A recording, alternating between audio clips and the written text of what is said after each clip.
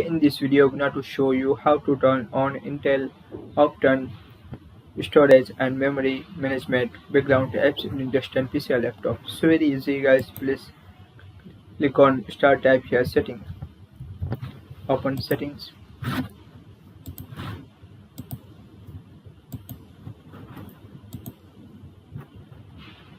Now click on privacy,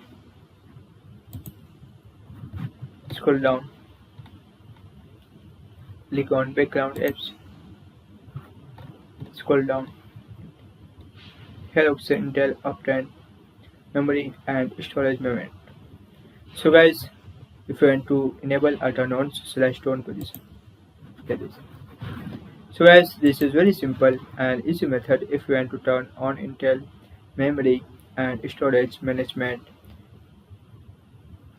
on background apps in the stand PC or laptop. Thank you for watching this video. Please like, share and subscribe to my channel for latest update. Please comment this video useful or not. Thank you for watching.